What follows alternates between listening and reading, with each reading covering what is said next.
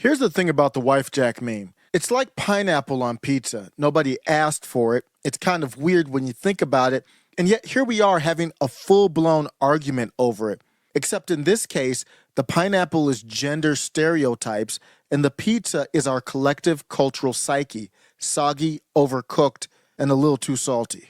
Let's rewind for a second and talk about the evolution of memes. Once upon a time, there was Wojak, a sad-looking, bald cartoon guy who became the internet's mascot for existential despair. He was the perfect embodiment of those TFW moments, that feel when moments. Just like if you're in high school or college and you realize your crush just posted a sisters before misters meme. You know, the counter to bros before hoes. Casey, what are we talking about today? Today we're talking about sisters before misters. Uteruses before deuteruses. Gals before pals. Listen, all you ladies out there, if you have a boyfriend, that's totally fine, but don't forget about your girlfriends. That's the same type of person that came up with the Wifejak meme. Wojak wasn't meant to be funny. He was meant to make you say, wow, that's me, and then have you spiral quietly into the glow of your laptop screen because it was a joke for people who are terminally online. That would never be me. But like every piece of internet culture, Wojak didn't stay innocent for long. Soon he had a whole family tree of spin-offs. The gray, vacant eye NPC Wojak popped up as a commentary on groupthink. That one worked. That was a banger. The Coomer Wojak, greasy and wide-eyed, became a cautionary tale of internet addiction. And eventually, like a sitcom that stays on the air 3 seasons too long, we got Wifejak. The internet's answer to what happens when Wojak trades in his existential dread for marital frustration. So what's the deal with Wifejak? She's the red-haired, freckled cartoon wife who looks like she's one pumpkin spice latte away from posting a live, laugh, love sign above the bed. She's not just a caricature, she's a walking, a pixelated embodiment of every cliche about modern relationships. I'm sure you've seen the memes by now. Where are we going this weekend, she asks, while her husband Jack, the tired, gray-faced male counterpart, stands there looking like he just lost a war against IKEA furniture. Or, I threw 30 cardboard boxes into the garage, as he wonders why he even bought a garage in the first place. Where are we going to go this weekend? I noticed your pillow was yellow and gross, so I threw it out and got you a new one. It's memory foam. Tell me what you notice about these jokes. Or let me correct that, these memes. You should buy me flowers, but not right now. It has to be your idea. That's probably one of the more funny ones of the group. What you notice is that they're not funny at all. The humor here? It's all about making the man the punchline. A bumbling, emasculated figure who doesn't lead, doesn't argue, and doesn't win. I'm going to be honest with you. Every single one of those has happened to me in real life. I'm married.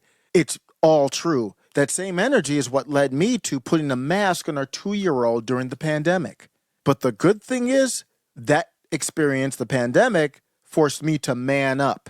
Being the man of the household doesn't mean ruling everything. It's knowing when to step up, when not to. As Twitter user Jose put it, I have never seen a Wifejak meme where the husband is portrayed as a leader or masculine in any way. He is the average modern man, effeminate and subservient, while the wife is the modern woman, absent-minded and self-absorbed. If you ever needed proof that memes can double as psychological warfare, well, here it is. This is 2024. Did you really think a meme like Wifejak is just a meme? Of course not. Enter Nick Fuentes. People are calling this pro-white or Christian. You know, there's really nothing Christian or pro-white about not understanding gender dynamics. Just because we believe in God, just because we want to have kids, doesn't mean we've forgotten the true nature of men and women. I don't understand how those things suddenly obfuscate the underlying reality. And every kind of straw man has come in. If you are not bending over backwards to amuse your wife, and that's really what it is this performance. It's this perverted mating ritual where now the man is performing for the woman, signaling on the internet as a mating performance for the woman. That has now been retconned as a chivalric ritual. Now that is the behavior of a knight, of a medieval knight, What? It's almost like they just took being a Reddit simp and just made it right wing. The controversial right-wing provocateur who called Wifejak pathetic feminist slop for the right wing, and suddenly a meme that was previously just about nagging wives and cardboard boxes became ground zero for a political debate, hotter than Thanksgiving dinner after someone mentions student loan forgiveness. Fuentes had already lit the internet on fire with his viral post, "Your body, my choice, forever." It was a statement aimed at turning feminist slogans on their head, sparking outrage across all the political spectrums, from left to right to Con Inc. We'll get back to Con Inc. in a second. The timing was uncanny of Wifejak's reappearance. It appeared a couple years ago, but never got any traction. All of a sudden, it got some traction. Right after Fuentes dropped his bombshell, "Your body, my choice" tweet, Wifejak memes started flooding the internet. What a coincidence. I'm sure there wasn't a government agency or any other big money conservative ink groups that were behind this, or Elon Musk himself.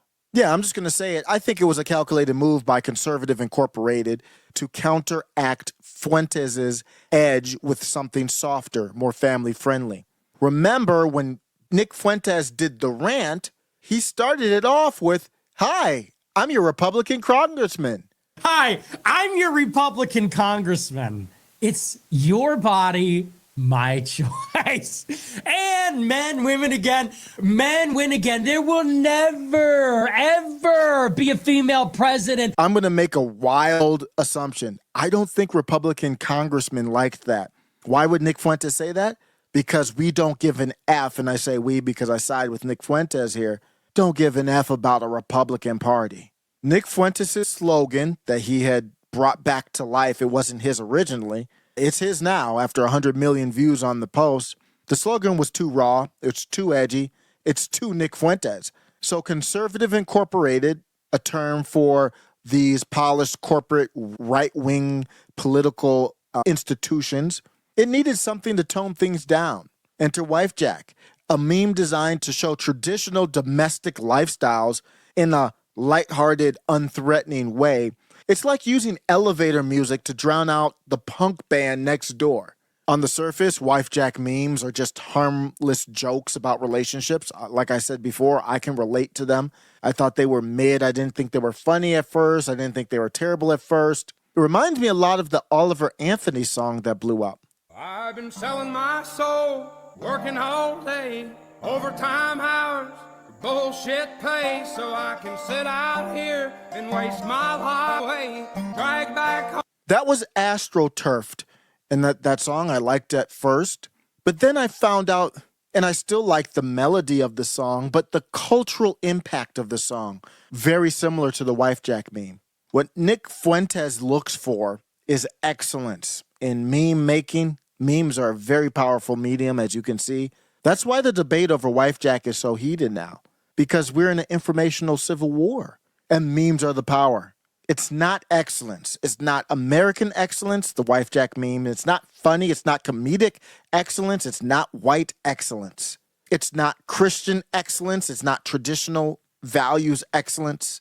Everybody's up in arms about my take on Oliver Anthony.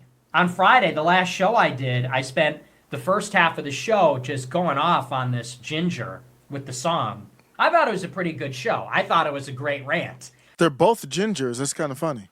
I thought even if you disagree, it was funny. But people are livid. People are furious. Just like his take with the Wifejak. A lot of comparisons. AstroTurfed, used to kind of mute the conservative type of movement so it's not too edgy, not too wild, so you can widen the tent like Donald Trump did, get every group in there, blacks, whites, whatever. They don't like my hatred for the poor. They don't like that, and I don't know why. I don't get it. But I don't care, because I do fucking hate the poor, and I hate poor people, and I hate poverty, and I'm sick of lying about it. I'm not gonna pretend that I don't, okay? I love the rich. I don't have any animosity for the rich men of America, okay? I want to be one.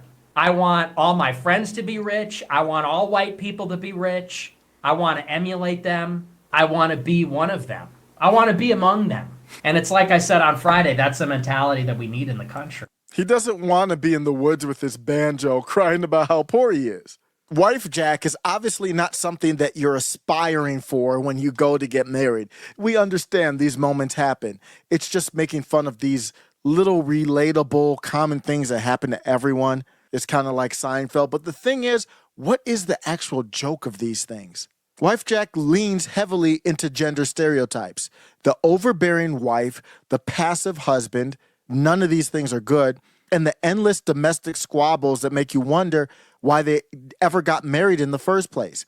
It's sitcom logic. Nick Fuentes mentioned that in one of his streams recently, and a bad sitcom at that. It's like a family value. He had a great take. He said it's less edgy. I'm paraphrasing him. It's less subversive. It's less edgy than Full House and Family Matters. But there's no laugh track to make it palatable. As a meme, it's not reinventing the wheel. It's rolling that wheel into a garage, probably right on top of the cardboard boxes. But here's another layer. The meme's portrayal of men, Husbandjak, isn't exactly a role model. He's not even Homer Simpson, who despite his flaws at least manages to make you laugh. Husbandjak is more like Homer's long-lost cousin, who spends his weekends quietly resenting his wife while pretending to assemble furniture from Wayfair. The Wifejak meme isn't just lazy humor, it's cultural capitulation masquerading as relatability. It's the participation trophy of memes, rewarding mediocrity and promoting a dynamic where the man is reduced to little more than a warm prop for the wife's performative quirks. The issue isn't the existence of these dynamics. They exist, trust me, in real life, and sometimes they are somewhat funny.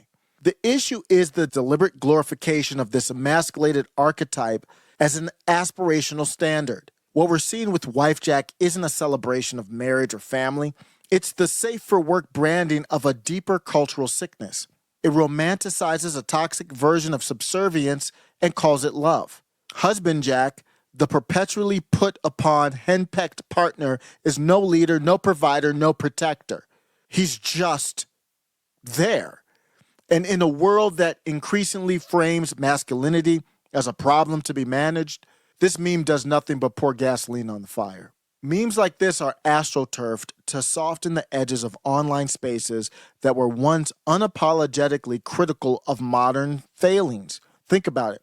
The timing of Wifejak's resurgence, conveniently after the Your Body, My Choice slogan took off, feels less like coincidence and more like calculated response. You can't counter something bold and provocative like Fuentes' post with earnest debate.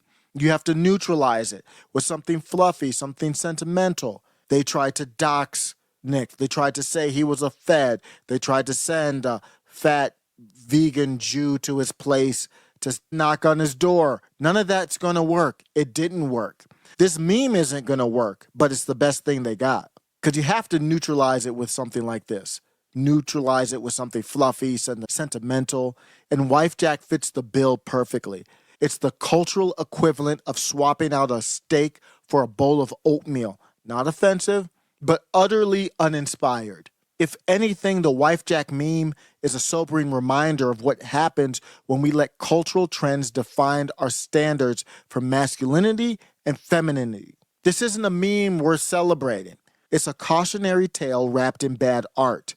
If the goal is to reclaim a vision of masculinity that's bold and rooted in leadership, then the antidote to Wifejak isn't just critique, it's the kind of strength that memes like this actively try to erase.